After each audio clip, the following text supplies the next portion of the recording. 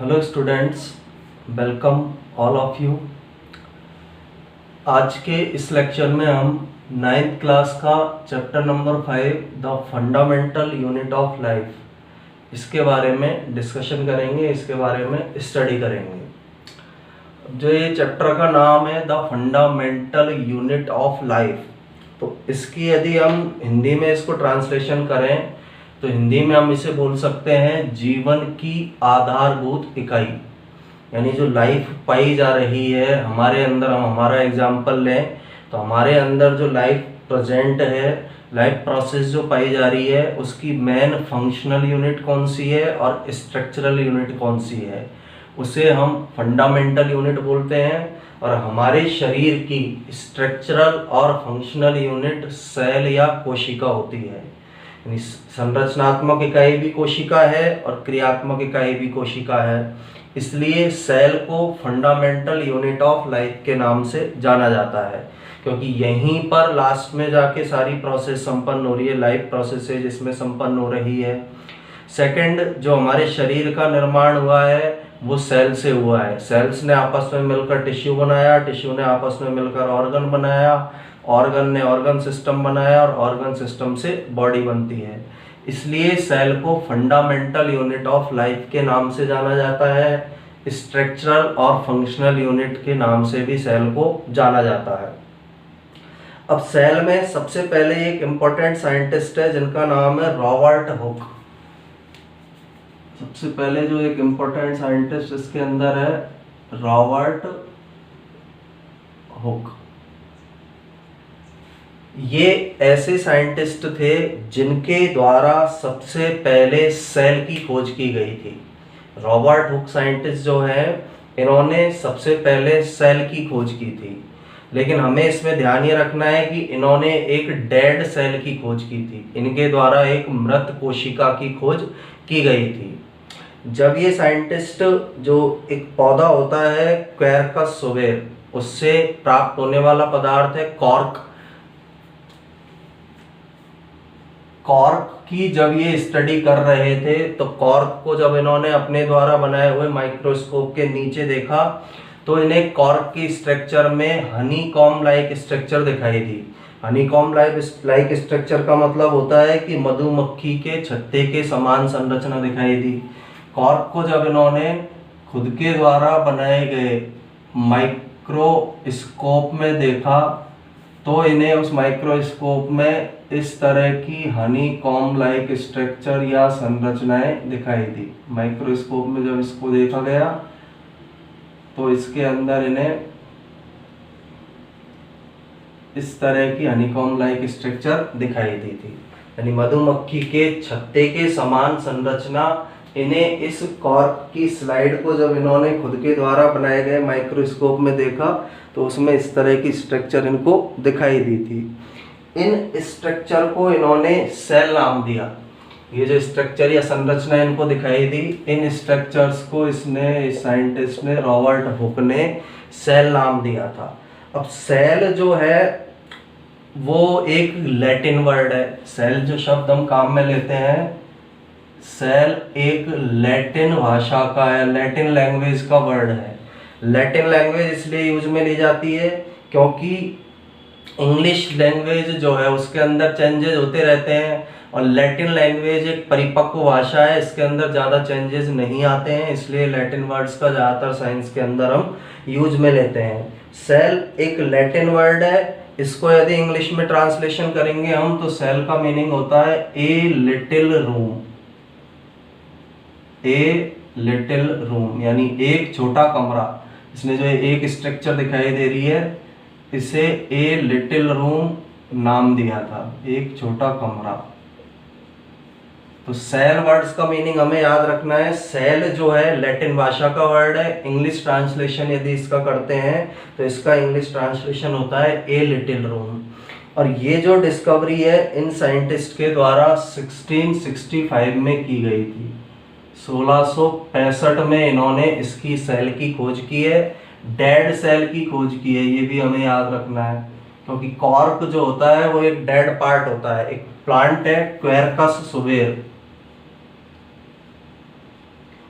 Quercus सुबेर जो plant है उससे ये कॉर्क प्राप्त होता है। कॉर्क को जब इन्होंने माइक्रोस्कोप के अंदर देखा, उसकी पतली लेयर करके जब माइक्रोस्कोप के अंदर इन्होंने देखा तो उन्हें एक हनीकॉम लाइक स्ट्रक्चर दिखाई दी। हनीकॉम लाइक स्ट्रक्चर को इन्होंने उसमें एक जो संरचना है उसको सेल नाम दिया। सेल एक लैटिन भाषा का वर्ड है। लैटिन भाषा को यदि हम इसको इंग्लिश में ट्रांसलेशन करेंगे तो इसका मतलब होता है ए लिटिल रूम, एक छोटा कमरा इसको हम बोल सकते हैं। एक छोटा कमरा इसको बोला जाता है। ए लिटिल रूम में एक छोटा कमरा इसको बोला जाएगा। 1665 में इन्होंने इसकी डिस्कवरी की है। डेड सेल की इन्होंने डिस्कवरी की है, मृत कोशिका की खोज इनके द्वारा की गई है। और जो कॉर्क है वो किस प्लांट से प्राप्त होता है? क्वेरकस सुबेर पौधे से ये कॉर्क जो है वह पदार्थ प्राप्त होता है।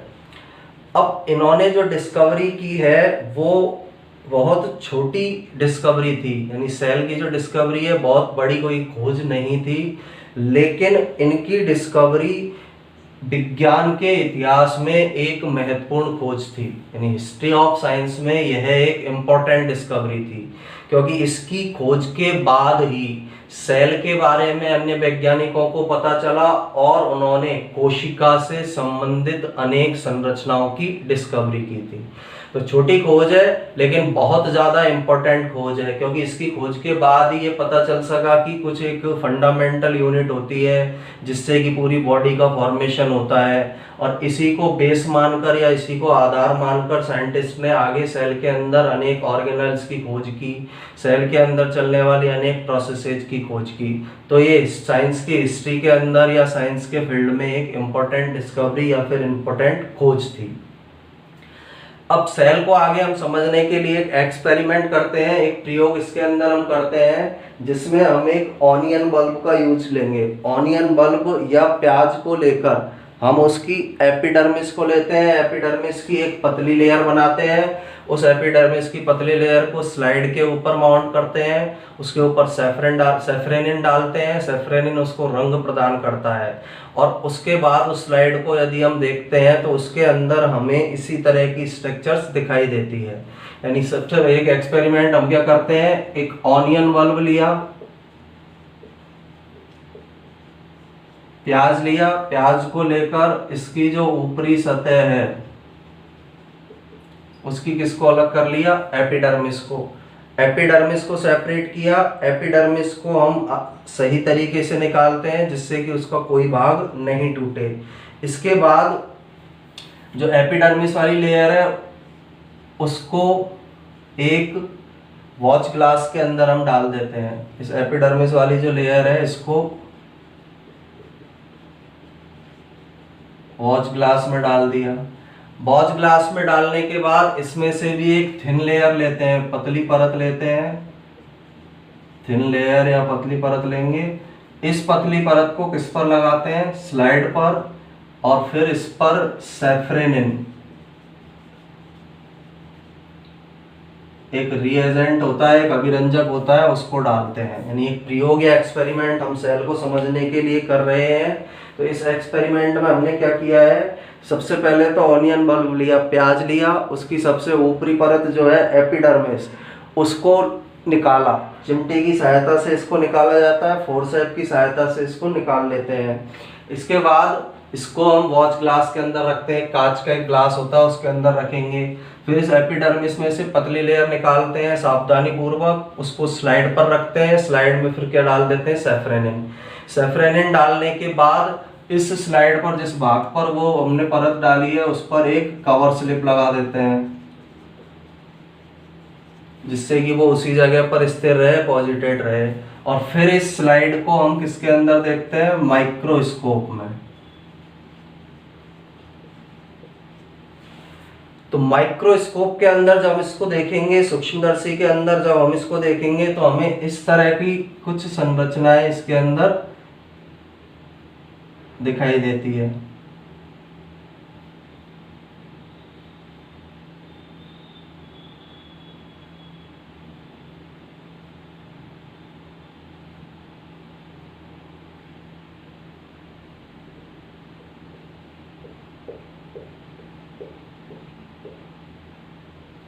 जब इस स्लाइड को हमने देखा तो हमें इस तरह की संरचनाएं माइक्रोस्कोप के अंदर दिखाई देती है। अब ये जो स्ट्रक्चर हमें दिखाई दे रही है, इसमें एक पार्ट जो दिखाई दे रहा है, ये वाला हिस्सा जो है ये सेल है।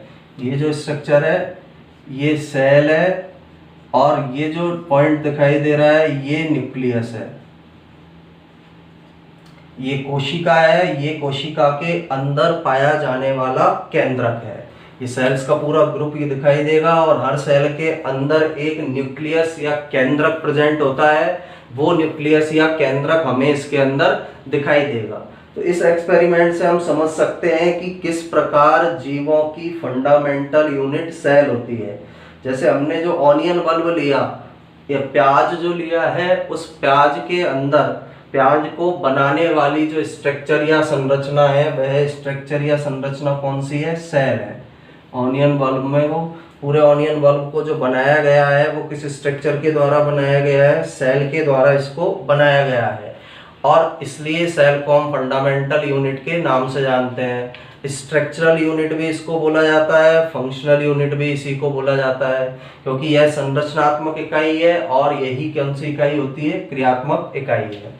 तो सिंपल सा एक्सपेरिमेंट है, ऑनियन बल्ब लिया, फोर्सेप या चिमटे की सहायता से एपिडर्मिस को अलग किया, वॉच ग्लास में पानी के अंदर उसको रखा, उसमें से पतली लेयर निकाली, उस पतली लेयर को स्लाइड पर अच्छे से फैलाया, उस पर सैफरेनिन अभिरंजक डाला, उस पर कवर स्लिप लगा दी, माइक्रोस्कोप में देखा तो ये हमें दिखाई देगी स्ट्रक्चर। इसमें जो एक ये संरचना है सेल है, और सेल के अंदर जो स्ट्रक्चर पाई जा रही है उसे न्यूक्लियस के नाम से जाना जाता है।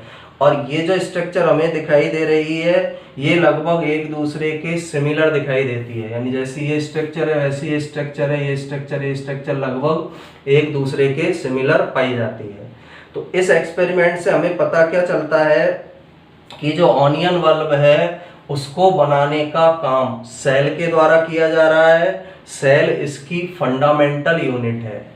अब ऑनियन बल्ब ही नहीं, उसके अलावा जितने भी जीव हैं, जितने भी ऑर्गेनिज्म हमें अपने आसपास दिखाई देते हैं, उन ऑर्गेनिज्म के अंदर भी सेल्स पाई जाती है, या उन ऑर्गेनिज्म की फंडामेंटल यूनिट भी सेल्स होती है। तो इस एक्सपेरिमेंट से हमें क्या रिजल्ट मिलता है कि जो सभी ऑर्गेनिज्म हैं, उन ऑर्गेनिज्म की जो फंडामेंटल यूनिट है वो क्या है? सेल। सभी ऑर्गेनिज्म सेल से बने हुए हैं। सभी ऑर्गेनिज्म का जो फॉर्मेशन है वो सेल्स से होता है। सेल्स जो लाइफ है उसकी फंडामेंटल यूनिट या फंडामेंटल इकाई होती है। इस एक्सपेरिमेंट से हमें इस जानकारी या ये नॉलेज हमें प्राप्त होती है।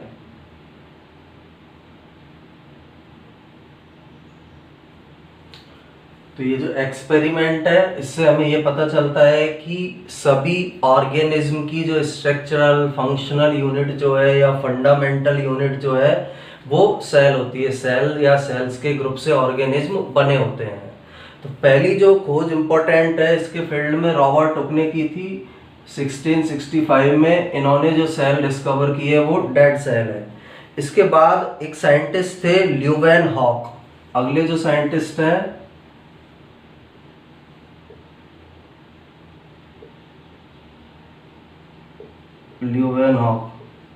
ल्यूवेनहॉक के पास जो रॉबर्ट हुक है उससे अच्छा माइक्रोस्कोप था। अब अच्छा माइक्रोस्कोप होने का कारण क्या है कि जो ल्यूवेनहॉक उस समय क्या था, उस समय पर जो माइक्रोस्कोप थे बाजार में नहीं मिलते थे, तो जिसको भी एक्सपेरिमेंट करना हो वो अपना माइक्रोस्कोप खुद बनाता था। इन्होंने खुद अपना माइक्रोस्कोप बनाया, ल्यूवेनहॉक ने अपना खुद का माइक्रोस्कोप बनाया। ल्यूवेनहॉक के पास इनसे बेटर माइक्रोस्कोप था, और ल्यूवेनहॉक ने 1674 में जो पॉन्ड वाटर होता है उसमें लिविंग सेल की खोज की। लिविंग सेल की डिस्कवरी ल्यूवेनहॉक ने 1674 में की थी। पॉन्ड वाटर या बरसात का जो पानी हम जिसको बोल सकते हैं, बरसात के पानी में लिविंग सेल की खोज की, और इन्होंने इस लिविंग सेल को वाइल्ड एनिमल क्यूल नाम दिया था। जो एक्चुअली में क्या थे, एक प्रकार से ये बैक्टीरिया थे। तो ल्यूवेनहॉक ने जो लिविंग सेल जो खोजी थी वो लिविंग सेल थी बैक्टीरिया। उस बैक्टीरिया को ल्यूवेनहॉक ने खोज करने के बाद वाइल्ड एनिमलक्यूल नाम दिया था। पॉन्ड वाटर के अंदर इन्होंने इसकी डिस्कवरी की थी। तो दोनों के अंदर डिफरेंस याद रखना है। रॉबर्ट हुक ने डेड सेल की खोज की है, जबकि जो ल्यूवेनहॉक साइंटिस्ट है इनके द्वारा कैसी सेल की खोज की गई है, लिविंग सेल की खोज की गई है। माइक्रोस्कोप, इनसे बेटर माइक्रोस्कोप, उस समय का सबसे बेटर माइक्रोस्कोप ल्यूवेनहॉक के पास था। इनके द्वारा ही बैक्टीरिया की खोज की गई, स्पर्म की खोज इनके द्वारा की गई है, पॉलीएम्ब्रियोनो की खोज इनके द्वारा की गई है। एक इम्पोर्टेंट साइंटिस्ट है ल्यूवेनहॉक, क्योंकि उस समय का सबसे बेटर माइक्रोस्कोप था, इसलिए कई चीजों की खोज इनके द्वारा की गई थी। इसके बाद नेक्स्ट साइंटिस्ट है एक रॉबर्ट ब्राउन।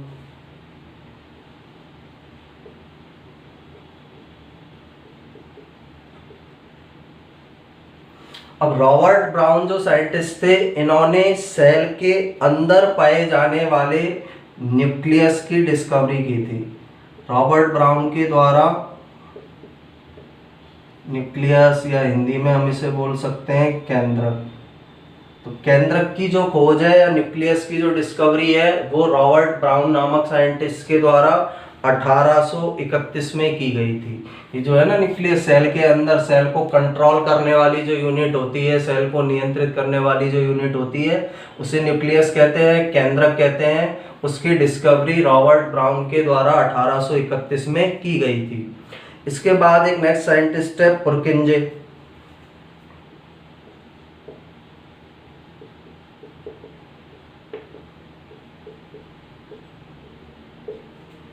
पुरकिंजे जो साइंटिस्ट थे, उन्होंने सेल के अंदर जो लिक्विड पाया जाता है या जो तरल पदार्थ, फ्लूइड सब्सटेंस सेल के अंदर भरा रहता है, उसके लिए एक टर्म दी थी जिसे प्रोटोप्लाज्म कहते हैं, या इसे हिंदी में हम बोल सकते हैं जीव द्रव्य।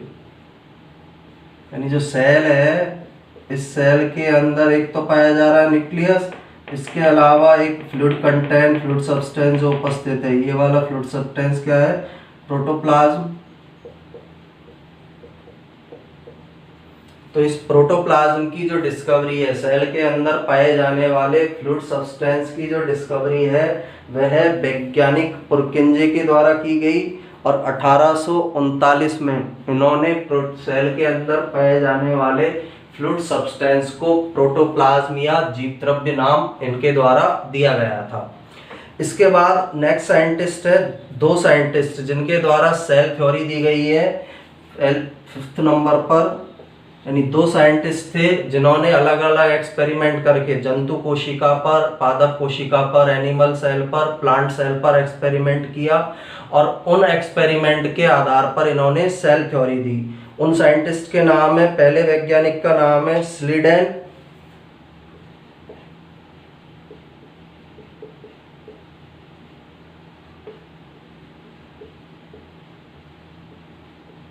और दूसरे साइंटिस्ट का नाम है स्वान। तो स्लीडेन और स्वान ने अलग अलग एक्सपेरिमेंट करके, स्लीडेन ने तो प्लांट सेल पर एक्सपेरिमेंट किए थे, स्वान ने किए थे एनिमल सेल पर, और इन पर एक्सपेरिमेंट करके इन्होंने सेल थ्योरी दी थी।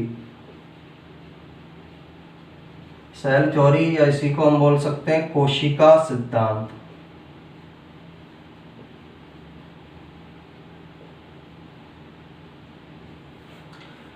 अब कोशिका सिद्धांत क्या है? इन दोनों वैज्ञानिकों ने अपने एक्सपेरिमेंट के आधार पर बताया कि सभी जीवों की फंक्शनल और स्ट्रक्चरल यूनिट सेल होती है। चाहे पादप कोशिका हो या जंतु कोशिका हो, उनकी संरचनात्मक और क्रियात्मक इकाई कोशिका होती है। कोशिका के अंदर ही सारी क्रियाएं संपन्न होती है। कोशिका ही जीवों की स्ट्रक्चरल यूनिट होती है। इस पॉइंट को हम बोलते हैं सेल थ्योरी या कोशिका सिद्धांत। सभी जीवों का शरीर कोशिका से और कोशिका के उत्पादों से बना होता है। ये बताने वाले साइंटिस्ट स्लाइडेन और स्वान है। 1839 और 1838 में इन्होंने बताया था, एक्सपेरिमेंट करके सेल थ्योरी दी थी कि सभी जीवों की संरचनात्मक और क्रियात्मक इकाई कोशिका होती है। अब इस कोशिका सिद्धांत की एक कमी थी कि इसमें इन्होंने यह नहीं बताया कि नई कोशिका कहाँ से उत्पन्न होती है। ये तो बता दिया कि संरचनात्मक क्रियात्मक इकाई स्ट्रक्चरल और फंक्शनल यूनिट सेल है, लेकिन इनके द्वारा यह नहीं बताया गया कि जो नई कोशिका है वो कहाँ से उत्पन्न होती है। तो इसकी कोशिका सिद्धांत की कमी को पूरा करने के लिए एक नेक्स्ट साइंटिस्ट थे, रुडोल्फ बिरकॉफ।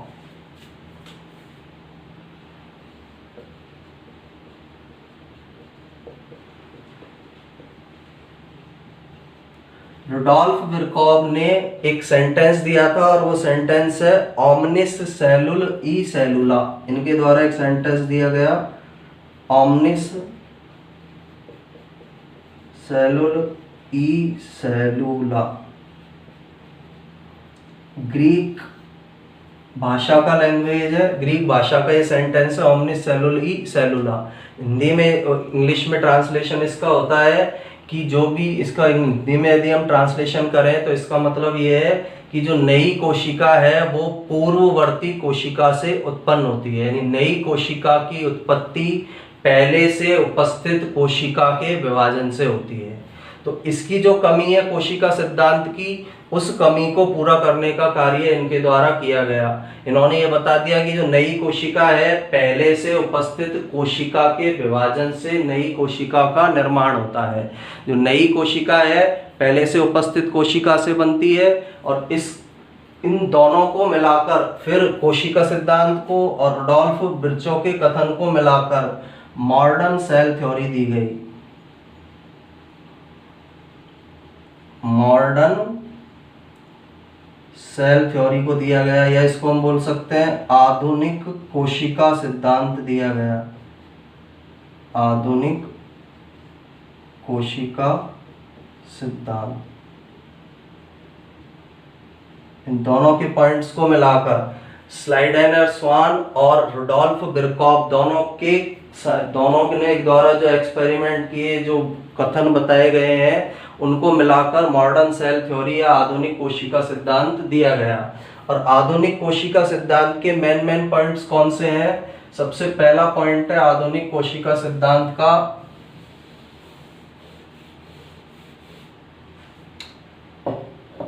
फर्स्ट पॉइंट जो इसका है मॉडर्न सेल थ्योरी या आधुनिक कोशिका सिद्धांत का, वो फर्स्ट पॉइंट क्या है? सेल इज द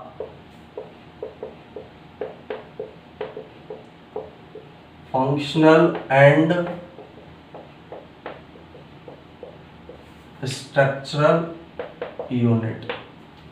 यानी जो कोशिका है वो संरचनात्मक और क्रियात्मक इकाई होती है। किसी भी जीव की संरचनात्मक और क्रियात्मक इकाई सेल होती है या कोशिका होती है। ये मॉडर्न सेल थ्योरी आधुनिक कोशिका सिद्धांत का फर्स्ट पॉइंट है। सेकंड जो है पॉइंट इसका है new cell arises from pre existing cells. यानी नई कोशिकाओं की उत्पत्ति पुरानी कोशिकाओं से होती है। पहले से उपस्थित जो कोशिकाएं हैं उन कोशिकाओं के अंदर विभाजन होगा, उन कोशिकाओं के अंदर डिवीजन से नई कोशिकाएं बनती है। तो ये दो मेन पॉइंट आधुनिक कोशिका सिद्धांत के हैं। स्लाइडेन और स्वान के कोशिका सिद्धांत और रुडोल्फ बिरकॉफ के कथन को मिलाकर ये आधुनिक कोशिका सिद्धांत दिया गया है। Cell is the basic functional and structure unit of all organism and new cell arises from pre existing cells. यानी जो नई कोशिका है उसकी उत्पत्ति पहले से उपस्थित कोशिका से होती है। पहले से उपस्थित कोशिका के विभाजन से नई कोशिका का निर्माण होता है। इसे हम मॉडर्न सेल थ्योरी या आधुनिक कोशिका सिद्धांत कहते हैं। इसके बाद 1940 में इलेक्ट्रॉन माइक्रोस्कोप की डिस्कवरी हुई।